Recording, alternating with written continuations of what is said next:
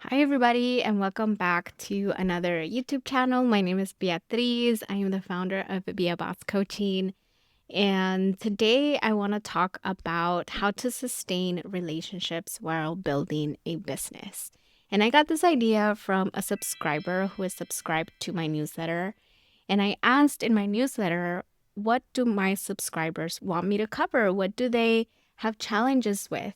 And thankfully, I got a response who I thought was brilliant. I was like, of course, why have I not talked about this before? It's such an integral part of our entrepreneur journey. And so I really want to thank my subscriber. Thank you so much. You know who you are. And actually, let me just say it. There's tons of Lisettes in the world. So thank you so much, Lisette, for providing this topic to me, for letting me know what you have been thinking about. And yeah, shout out to you. Thank you. So I want to talk about that, some strategies that you can use, not just if you're an entrepreneur and a business owner, but just as a person in life who is trying to figure out life, who is wanting to both work on their healing, their personal development and growth while maintaining their relationships. So let's get into it and we'll start now. Okay, but before we get started, I'd like to remind you that if you're here, thank you so much for finding this video, for sticking around. If you're curious about me, I invite you to go over to beabosscoaching.com, learn more about me. I am a coach, a clarity and strategy coach. I like to help my clients feel confident in their journey as an entrepreneur as they begin to build businesses and go along this journey that we call entrepreneurship. I have workshops, I have a blog, this YouTube channel. If you are here, you know this channel exists. Subscribe and like. And I also have a podcast. So come on over. There's tons of resources that I constantly working on. And I invite you to be part of all of that. Come on over to become part of my newsletter. And I do have a final call out, but I have a workshop that is happening on Saturday, April 19th. If you're watching this after Saturday, you can now buy the replay. So you should be able to find the replay. And it will be on Newsletter Accelerator. Basically, a workshop on newsletters and email lists. And if you're interested, you can come on over to beabosscoaching.com. All right. So the first tip that I have for you is to make sustaining and nurturing your relationships a goal. Like anything in life, like anything that we want to improve in our life, we have to intentionally think about it and make it a goal and intentionally take action towards it. And the way that we do that is we write it down, right?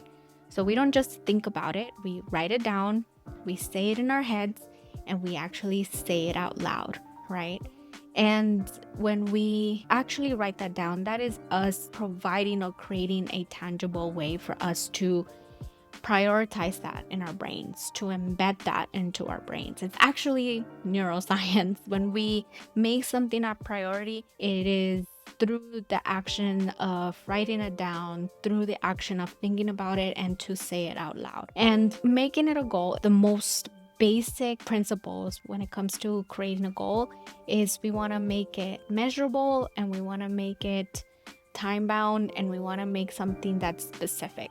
So if you wanted to improve your relationship with your mom, you could say, call my mom once a week, right? Over the next 12 weeks.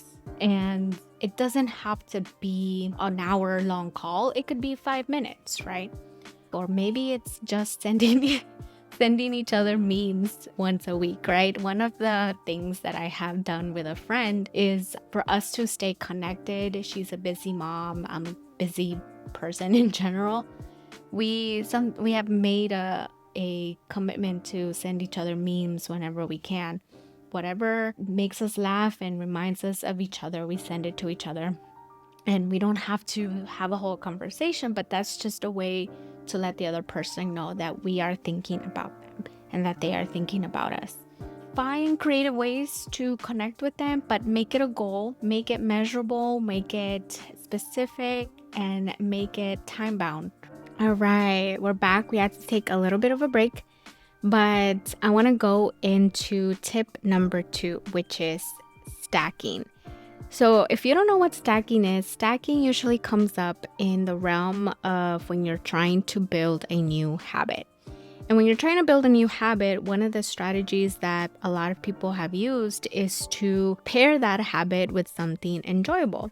So for example, if you have been wanting to go to the gym and work out and make that a habit, and let's say you want to do that starting with 2 times a week, you can pair that with listening to your favorite podcast while you take a run on the treadmill. And that activity of listening to your favorite podcast paired with running on the treadmill is what makes the habit of running that you're trying to build more sustainable and more enjoyable. And it makes it easier for you to stick to that habit if that's a habit that you want to do. So here in this particular scenario where we want to build better relationships, I think about stacking in terms of building the relationship or relationship building activities and doing that with something that you already do as well. So for example, one of my things that I do is when I'm on a drive, so even if it's a 10-minute drive, wherever I'm going, if I'm going to a doctor's appointment or going to get groceries, if I have even just 10 minutes on my drive, I use those 10 minutes to call my mom. And if I haven't talked to her in a minute, I usually use that time in the car to call her just to see how she's doing. And you can do this, for example, on a consistent basis with any relationship that you want to build. Let's say every day on your commute back home from work, you have maybe 40 minutes in traffic. You could call up a friend, and you don't have to spend all 45 minutes talking to them, but you could call a friend and talk for 10 minutes and just make that perhaps every other week a phone call where you catch up with each other over a phone. I know a lot of people are like, nobody ever talks on the phone anymore. But if you want to build a relationship and a connection, that would be a good place to start. Maybe even before calling them, you can text them and let them know, hey, I've been wanting to connect with you. And it's been hard for me to find some time to connect. So if it's all right with you, I'd like to call you on my commute back from work every other Tuesday. And, just a simple message like that could really spark up that idea and spark up that habit, spark up that bi-weekly conversation or weekly conversation if you wanted to. And of course, you don't have to do just driving. You could go grocery shopping. If you do grocery shopping once a week, maybe you can invite a friend to do grocery shopping with you. Or if you walk your dog, maybe you can take both of your dogs for a walk every other week. Or go get your nails done once a month. You can go with a friend to get your nails done. Find the things that you do on a consistent basis that you know you're going to do anyway. And if you do them on your own, invite the person that you're trying to build a relationship with. And that is a form of stacking your goal of wanting to nurture and sustain your relationships while also getting done the things that you usually need for yourself. All right, so the third tip is to incorporate your family and friends into your business. For example, if you're hosting a workshop, you could ask a friend or a family member to be your co-host. They could help you co-host and help you facilitate a meeting while being involved in your process, and they get to see you in action. One of the things that I have done in the past is I've asked friends to come over to my workshop to co-host the workshop with me so that they can help me with the controls and admitting people in, things like that, so that I don't have to worry about that and they get to be part of my process. And prior to that, we get to connect virtually as well, 5 minutes before the call. And then you have the time to connect afterwards as well, after you're done with the workshop. So that's one way that you can have family and friends help you in your business. You could also do some co-working. So I do a lot of co-working with other business friends that I've met throughout my journey as an entrepreneur. And of course, they work on their business, I work on mine. But you could do the same thing with a family member or a friend. A lot of family members and friends work from home these days. So what if you two could come up with a date to work at a cafe together and you both each work on your individual projects or work? And then the third example would be if you do in-person events, right? Maybe you're planning an in-person event Incorporate your family and friends to help you in the process. Ask them to help you meet or greet guests or to help you set up a space for an event, right? And you get to connect with them in person. And any friend would be happy to carve out some time to help you out, to see you succeed, to see you in action. And those are the friends that you want to keep along the way. All right, y'all. So we had to come back. Had to take another break. Had a meeting in between making this video, but I'm going to come back. And this is tip number 4. It's the last tip that I have for you. And it is incorporating self-care into your goal of sustaining relationships. I am a huge proponent of self-care and advocate for self-care. And if you can self-care together, that is a win-win, right? If relationships are really important to you, it's sort of like the second point that I went into about stacking, but this is more specific to self-care. One of my favorite things to do is to stay home on a Friday night, pick a movie to watch, 1 or 2 movies to watch, order my favorite pizza, and go to bed early. I have done this with my sister. I haven't done it in a while, but we used to stay in on Friday night, watch a movie, order pizza and wings, eat our favorite food, and watch a movie. And you could do that with your friend or with a family member. Have a sleepover, right?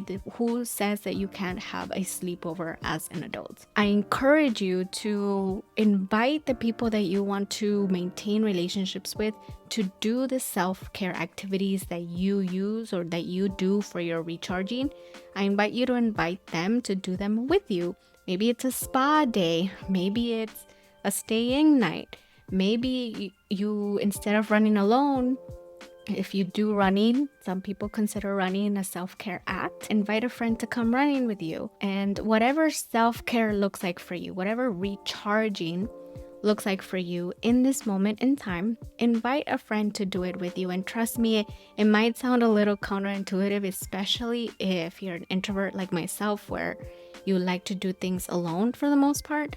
But there is joy, surprisingly, that you can find in doing self-care activities with other people and the people that you want to maintain relationships with. So whatever self-care looks like for you, do that with the person and be creative. There's so many fun things that you can do, self-care things that you can do to prioritize your well-being and maintain and sustain your relationships with the people that you love. And that is it for me. Honestly, I really wanted to share these tips with you so that you can continue to think about how to maintain and build and sustain relationships as you continue in your entrepreneur journey. Even if you're not in an entrepreneur journey and you're just working on your self-development, working on your healing, working on a project at work, building and maintaining relationships is a great goal. It's a area of life that should be front and center because it is so impactful to our well-being. What happens a lot is that we start this journey as business owners feeling lost, feeling overwhelmed, and we isolate thinking that we have to figure it out all ourselves. And we couldn't be further from the truth when it comes to building relationships and being in community. And yes, you can find community with business friends and other colleagues and other communities, other people who are building businesses as well. That has been very meaningful for me to find. But when I bring in my close family and my close friends into my journey, and I update them on my wins, update them on what I've been working on, and they get to come and support me and help me and spread the word, it just feels really good to know that I have a group of people and a community of people that I can rely on and know that they can cheer me on along this journey. So I hope you make that a goal, you make it an intentional area of your life that you want to improve. Remember, you don't have to do this alone. So if you need support, come on over to beabosscoaching.com. I'd love to help you and figure out what are some ways that you can continue to be in this journey, feel confident in your journey, and redefine what entrepreneurship looks like for you. Thank you for sticking around. Like, share, subscribe to the YouTube channel. Come on over, subscribe to my newsletter as well. That's where I also share a blog version of this, because this video came from a blog first. Some people might do it in reverse, where they do a video and then they create a blog from it, but I create a blog from this first. So come and be part of my newsletter, where you can be part of the many insights and tips and tools that I share on my newsletter on a weekly basis. One last thing, don't forget to sign up if it's past April 19th, come on over to Be a Boss Coaching to purchase the newsletter accelerator replay. If not, I invite you to sign up. There's still time. So come on over. The link will be in the description. Have a great rest of your week, and I will see you in the next few weeks because I will be traveling. Bye.